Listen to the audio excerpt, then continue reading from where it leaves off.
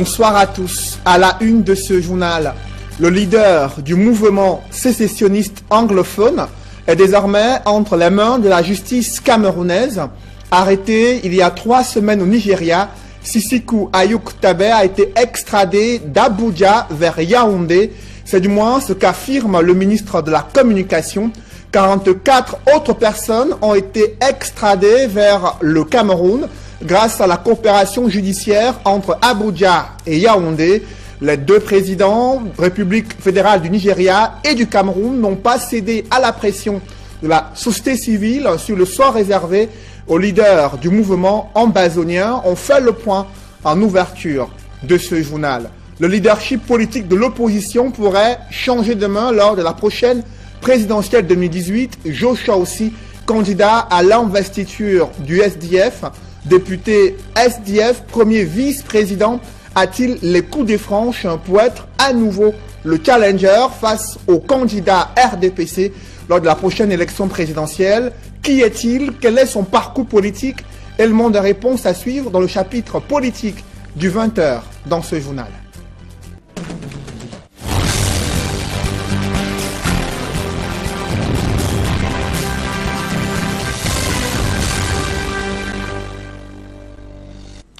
Merci de suivre cette édition complète de l'information sur Equinox Télévision. Le leader du mouvement sécessionniste anglophone, arrêté il y a 3 semaines au Nigeria, se trouve désormais entre les mains de la justice camerounaise. C'est du moins la confirmation que vient d'effectuer le ministre de la Communication, Issa Chiroma Bakary, a donné un point de presse il y a quelques minutes seulement à Yaoundé. Et nos reporters étaient présents sur les lieux pour en savoir davantage sur cette extradition survenue il y a quelques heures. Selon Issa Chiroma Bakary, on fait le point avec notre reporter en direct du ministère de la Communication où s'est tenu il y a quelques minutes seulement le point de presse sur la situation réservée, sur le sort réservé aux leaders du mouvement ambazonien. C'est la grande interrogation ici à Yaoundé et même partout au Cameroun. Sisiku Ayuk Tabe a-t-il été extradé vers le Cameroun par les autorités nigérianes? Le gouvernement de la République du Cameroun a promis de taire ce qui jusqu'ici n'est encore qu'une rumeur. Le gouvernement s'exprime sur l'extradition supposée ou réelle de Sisiku Ayuk Tabe par la voix du ministre de la Communication, Issa Chiroma Bakary. Mesdames et messieurs les journalistes, mesdames et messieurs, le gouvernement camerounais annonce à l'opinion publique nationale et internationale qu'un groupe de 47 terroristes, au nombre desquels M. Ayuk Tabe se trouve depuis quelques heures entre les mains de la justice camerounaise, devant laquelle ils répondront de leurs crimes. Le gouvernement camerounais saisit cette occasion pour se féliciter du caractère excellent de la coopération multiforme qu'entretiennent le Nigeria et le Cameroun, notamment au plan sécuritaire. Il réaffirme la détermination des gouvernements de 2 pays, sous la houlette de leurs chefs d'État respectifs, à ne jamais tolérer que leur territoire serve de base à des activités de déstabilisation dirigées contre l'un d'entre eux. Mesdames et messieurs, je vous remercie.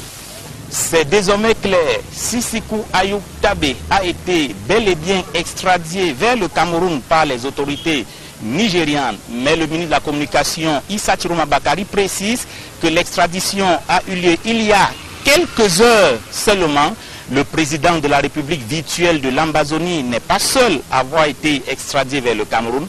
Ils sont au total 45 terroristes. Ce sont les propres expressions de Issa Chiroma Bakary. 45 terroristes extradés donc vers le Cameroun. Ils se trouvent en ce moment entre les mains de la justice camerounaise devant laquelle ils devront répondre de leurs crimes. Depuis le ministère de la Communication à Yaoundé, Joël Essengé, Aïk Cyril, Equinox Télévision. Merci Joël Esseng et Ike Cyril en direct du ministère de la Communication où Issa Tiromo Bakary vient de faire le point sur le sort réservé à Sisiku Ayuk Tabe, leader du mouvement séparatiste anglophone arrêté au Nigeria il y a 3 semaines et extradé au Cameroun depuis quelques heures. Selon le ministre de la Communication, je vous propose à nouveau d'écouter clairement la position du gouvernement sur le sort réservé aux leaders de ce mouvement séparatiste anglophone qui sont traités de terroristes selon les propos du ministre de la Communication qui évoque la coopération judiciaire entre Abuja et Yaoundé qui a abouti à cette extradition des leaders du mouvement séparatiste anglophone de Abuja vers Yaoundé. Je vous propose de suivre une fois de plus le ministre de la Communication. Mesdames et messieurs les journalistes, mesdames et messieurs, le gouvernement camerounais annonce à l'opinion publique nationale et internationale qu'un groupe de 47 terroristes, au nombre desquels M. Ayuk Tabe se trouve depuis quelques heures entre les mains de la justice camerounaise, devant laquelle ils répondront de leurs crimes. Le gouvernement camerounais saisit cette occasion pour se féliciter du caractère excellent de la coopération multiforme qu'entretiennent le Nigeria et le Cameroun, notamment au plan sécuritaire. Il réaffirme la détermination des gouvernements des 2 pays, sous la houlette de leurs chefs d'État respectifs, à ne jamais tolérer que leur territoire serve de base à des activités de déstabilisation dirigées contre l'un d'entre eux. Et sur le théâtre de la crise anglophone, les autorités démentent des informations faisant état de séquestration du préfet du Coupé Manengouba dans la région du Sud-Ouest. Selon le responsable de la communication au ministère de la Défense, des assaillants ont eu l'intention ce matin d'interrompre les classes dans un établissement situé à Bangem dans la région du Sud-Ouest. L'intervention des forces de défense a permis de mettre fin à ces agitations, selon le colonel Didier Badjek, qui note que le préfet en pleine tournée de prise de contact dans son territoire a tenu des réunions de crise. Il a engagé des pourparlers avec les manifestants et c'est à ce moment qu'il a failli être pris à partie. Selon le colonel Didier Badjek, cette situation a enclenché une réaction interarmée avec une projection des hommes par vecteur aérien. Les manifestants ont poursuivi leur agitation, reconnaît le responsable de la communication et le préfet du Coupé Manengouba est sain et sauf. Il fait savoir que c'est un fake news au sujet de la prétendue séquestration du préfet du Coupé Manengouba. Dans le reste de l'actualité, une autre localité qui vit cette situation difficile, je vous annonce également dans ce journal le président régional du SDF pour le littoral, le député Jean-Michel Nitieux, qui réagira à l'extradition de Sisiku Ayuk Tabe d'Abuja vers Yaoundé. Le ministre de la Communication qui s'est exprimé il y a quelques heures, affirmant que c'est le fruit d'une coopération judiciaire entre Abuja et Yaoundé. Près de 45 personnes qui ont été extradées du Nigeria vers le Cameroun, parmi lesquelles le leader du mouvement séparatiste anglophone, également son état-major. Ils étaient réunis dans un hôtel à Abuja il y a près de 3 semaines. Ils ont été arrêtés par les forces spéciales nigérianes. Durant près de 3 semaines, il y a eu la pression exercée sur le Nigeria, mais aussi sur le Cameroun, afin que cette extradition n'ait pas lieu. Plusieurs avocats avaient annoncé le fait qu'il n'y a pas de coopération judiciaire permettant l'extradition des leaders du mouvement séparatiste anglophone d'Abuja vers Yaoundé. Le gouvernement vient de confirmer que cette opération a été effectuée et que ces personnes qualifiées de terroristes, selon les propos du porte-parole du gouvernement, vont être traduites devant la justice camerounaise.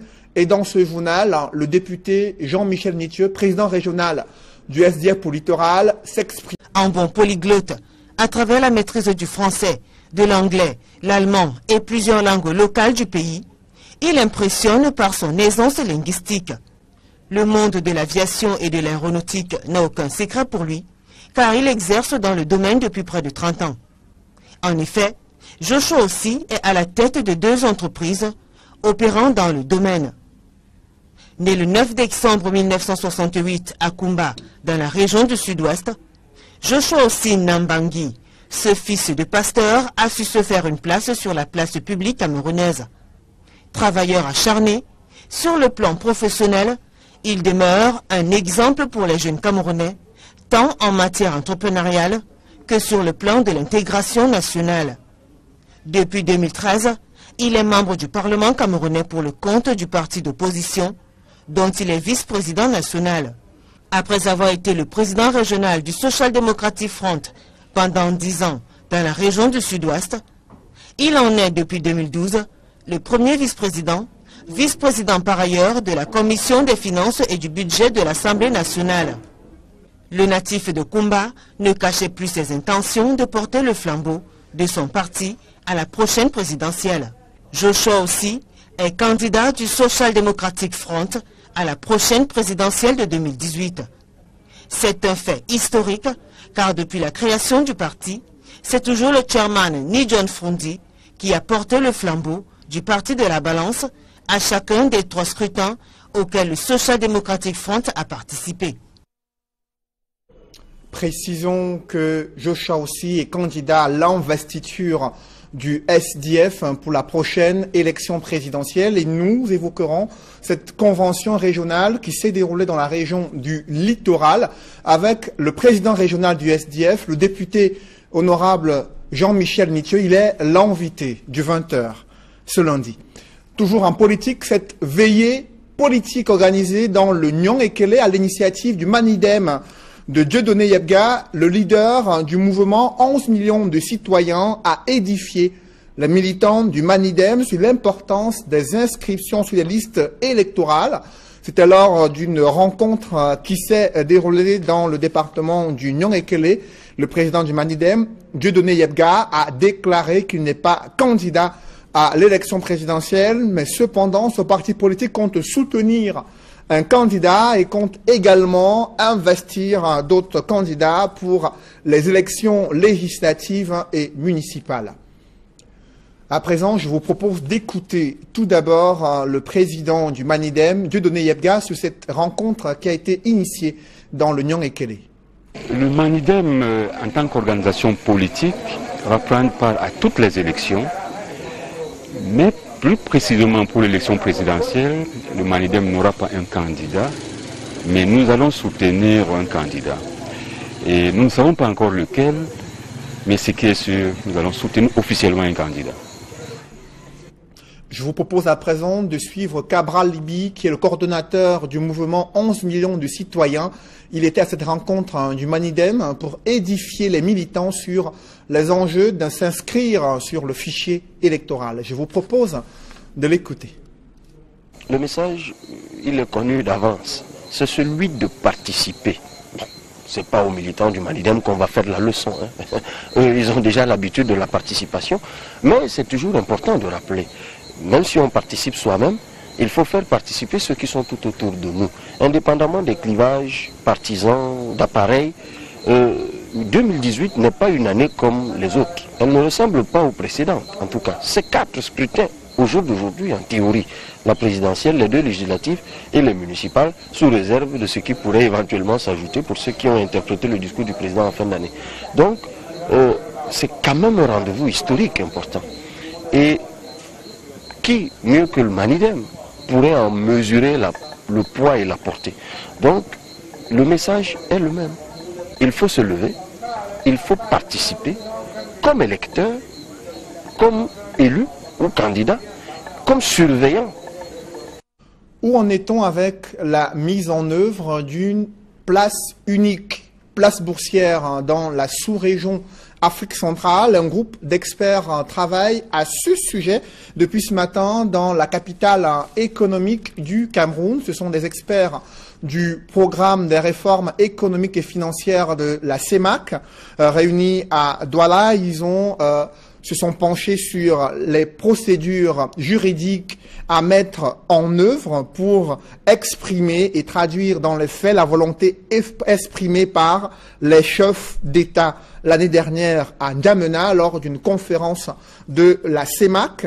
Et à ce sujet, durant près d'une semaine, ils vont élaborer et bien sûr réfléchir sur les pistes de solutions visant à implémenter la réforme économique et financière, notamment à travers la fusion des 2 places boursières telles que décidées par les chefs d'État de la sous-région Afrique centrale. Et à ce sujet, je vous propose d'écouter Clément Béli-Banga, qui est le commissaire en charge des politiques économiques au sein de la commission de la CEMAC. Financière, tout le monde se méfie de vous. Mais à partir du moment où on a une structure de financement constituée de bourses, d'une bourse financière, je crois que c'est un élément important pour le relèvement de notre économie. Et ce que nous voulons vraiment effectivement résoudre comme difficulté, essayer de fusionner. On a déjà fusionné, nos chefs d'État ont pris la décision. Bon, maintenant, c'est l'organisation pratique qu'on doit mettre en place pour permettre le développement de cette banque, qu'on puisse redémarrer sur le bon pied. Après l'instance sous-régionale, la CEMAC, parlons à présent de l'Union africaine, dont le nouveau président en exercice est Paul Kagame, président du Rwanda, et qui porte la réforme tant attendue par les Africains sur la nouvelle directive que doit prendre l'Union africaine. Qui est-il? Quelles sont ses ambitions à la tête de l'Union africaine? Des précisions dans ce reportage de Carlos Minoué et Kate Diarra. Gagner la lutte contre la corruption, un chemin durable vers la transformation de l'Afrique. C'est sous ce thème des plus révélateurs que s'est tenu pendant 2 jours à Addis Abeba en Éthiopie, le 30e sommet de l'Union africaine. Pour la première fois, le Rwandais Paul Kagame prend pour un an la présidence tournante de l'organisation, juste après le président guinéen Alpha Condé. Occasion pour lui de ramener dans son attaché case une série de réformes, 4 au total. La paix et la sécurité, avec une grande implication des armées du continent dans la résolution des conflits, les affaires politiques et l'adoption des positions communes sur des grands sujets mondiaux sont également concernés. Autre point important de ces réformes, c'est l'autosuffisance financière de l'institution, qui se définit à travers le prélèvement d'une taxe de 0,2% sur les importations éligibles et la création d'une zone de libre-échange. Pour certains observateurs, il s'agit de l'un des agendas les plus ambitieux depuis le passage de l'Organisation de l'Unité africaine à l'Union africaine en 2002. On retiendra aussi le lancement à Addis Abeba d'un marché unique africain du transport aérien, un projet qui vise à unifier le transport aérien sur le continent et à libéraliser l'aviation civile. 23 des 55 pays que compte le continent ont souscrit à ce marché qui devrait, selon la Commission de l'Union africaine, stimuler les investissements transfrontaliers dans les industries de production et de services, y compris le tourisme. Après la rencontre de janvier, les pairs africains se retrouveront à Nouakchott, en Mauritanie, pour les échanges du mois de juillet. Le barreau du Cameroun qui est en deuil, il vient de perdre l'un de ses piliers. Maître Batan Anne Ngantio, avocat au barreau du Cameroun, qui a rangé sa robe de suite de maladie, décédé en France. De suite de maladies, collègues, amis, confrères, membres de sa famille se sont tous mobilisés en fin de semaine dernière pour lui rendre un vibrant hommage. Reportage. Ils étaient nombreux à lui rendre un dernier hommage.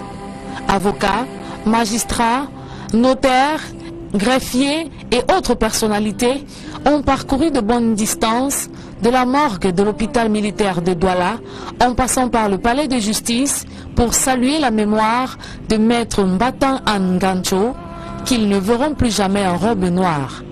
La procession effectuée au palais de justice est une tradition du barreau qui laisse ici à la défunte la place pour sa dernière audience. Et les mots pour traduire l'œuvre immense de cette professionnelle du droit ne manquent pas. D'une femme généreuse, brillante, rigoureuse, aimable et intellectuellement pas parfaite mais correcte. Elle a été avocat au tribunal pénal international pour le Rwanda et elle a défendu un des accusés les plus redoutables. Parce que comme vous le savez peut-être, le plus grand adversaire de l'avocat, c'est son client. Un modèle d'avocat, on peut retenir d'elle. Pour la représentante du bâtonnier de la région du littoral, Maître Mbatang Anne n'était rien d'autre qu'un cadeau de valeur. C'était un cadeau du ciel pour moi. Et j'ai tenu à prendre la parole pour interpeller les jeunes qui ne l'ont pas connu, de rechercher un peu qui était Maître Mbatang et d'en faire un modèle. Mission bien accomplie pour cette mère qui laisse derrière elle la tristesse et surtout un grand vide difficile à combler. Ma mère était quand même une personne qui était là pour écouter, une personne très humble, toujours là pour les autres, tout passait avant elle. Si aujourd'hui j'ai pu être quelque chose, ou nous les enfants avons pu être quelque chose, c'est grâce à notre mère. Elle s'est toujours battue pour nous. C'est un exemple pour moi et puis elle va toujours vivre en nous. Diplômé d'une maîtrise en droit des affaires à la Sorbonne en France, Maître Mbatang Anne prête serment comme avocat au barreau du Cameroun le 9 février 1984. Mariée et mère de plusieurs enfants, elle était une fervente croyante et membre de diverses associations. Malgré la douleur qu'éprouvent ses collègues, c'est avec des acclamations qui lui disent adieu. Dans une poussière de secondes, la deuxième partie de ce journal.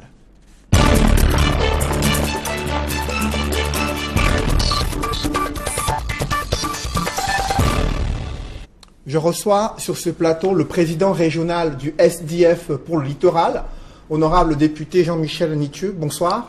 Bonsoir.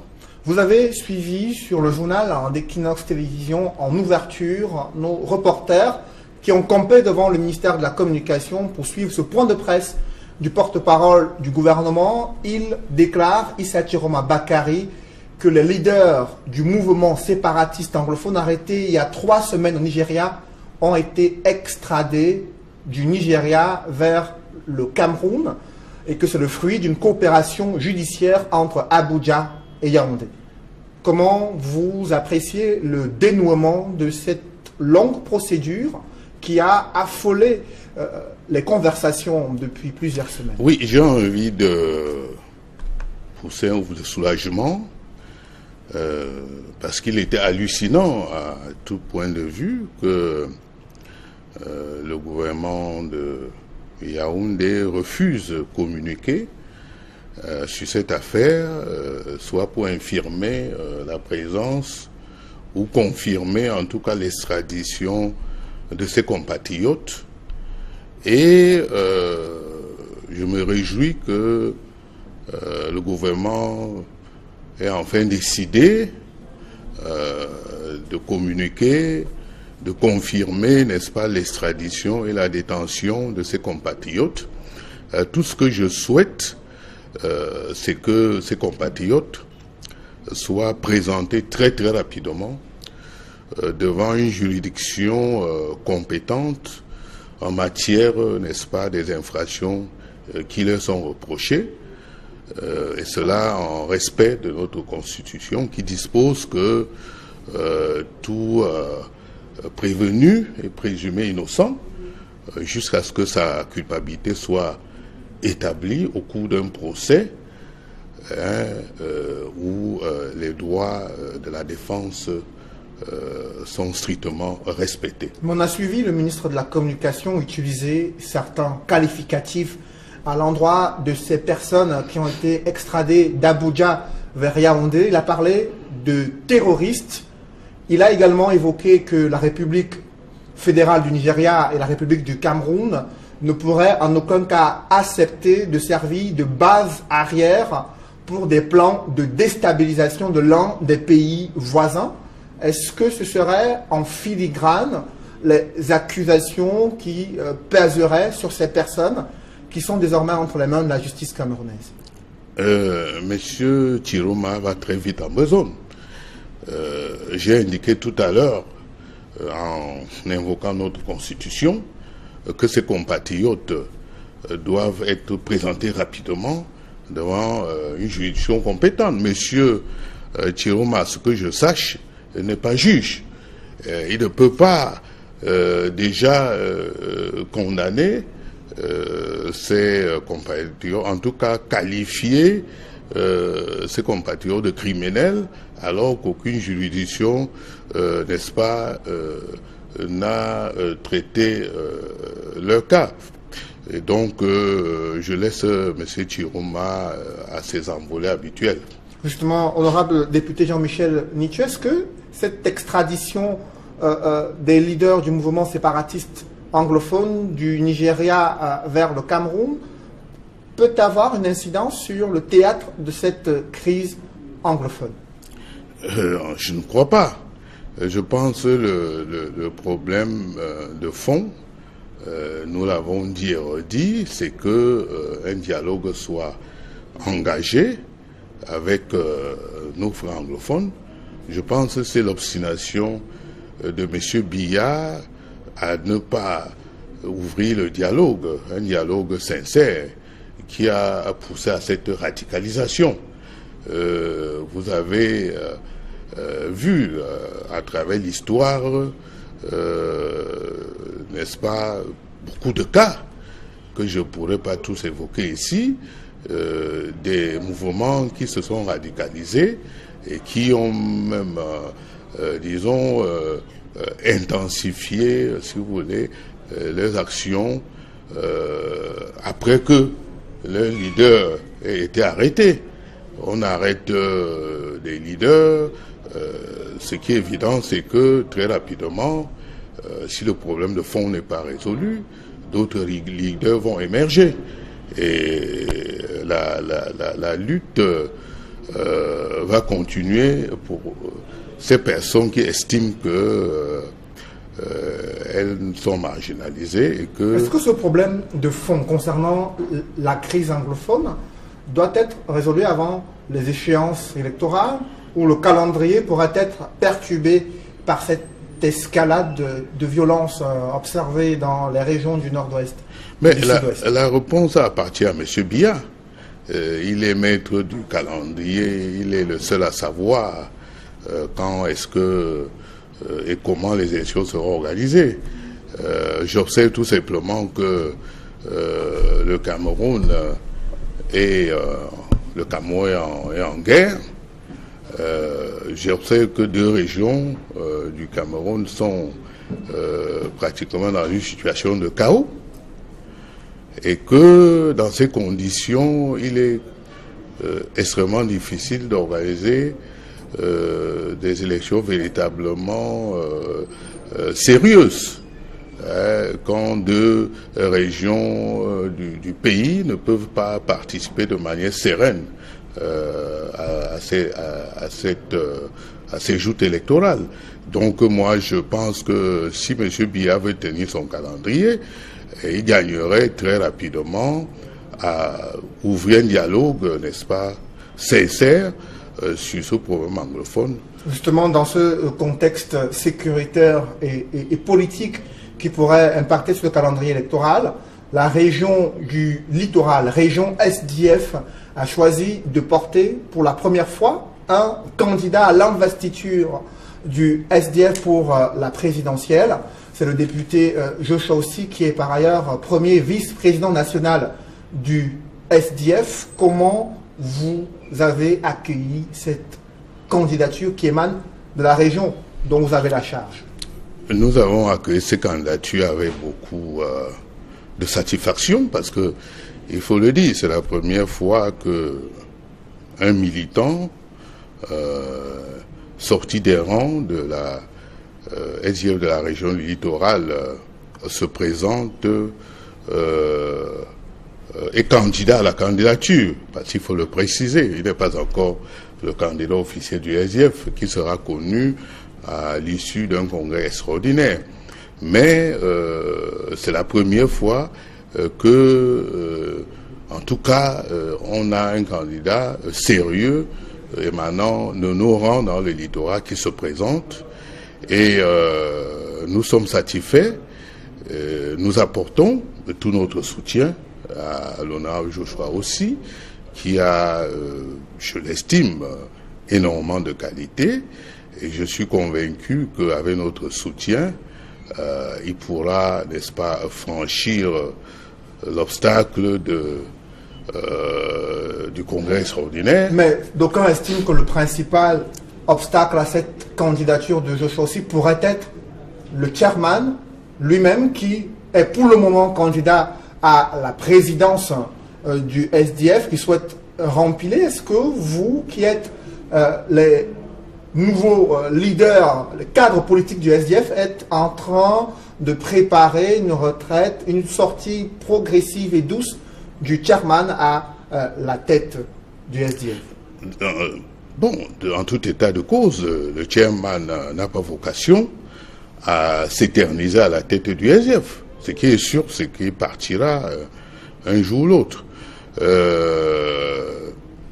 Pour l'instant, il est candidat à sa succession à la tête du parti.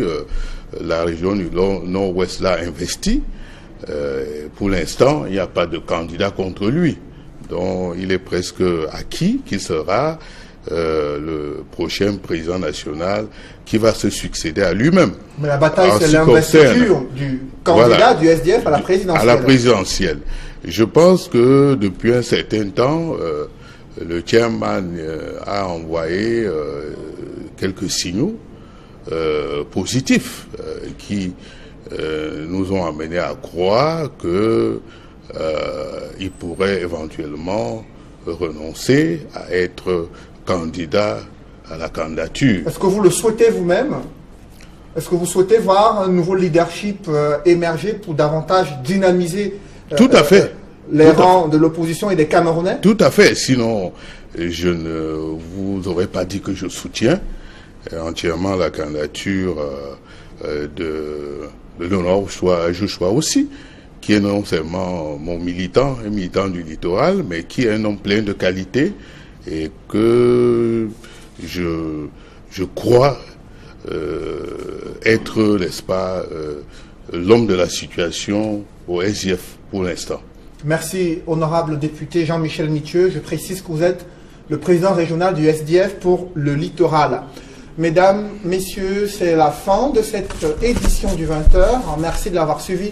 Restez sur Equinox Télévision. Juste après cette édition du journal, l'émission 100% foot présentée par Étienne Pascal Azégué. Bonne soirée sur Equinox Télévision.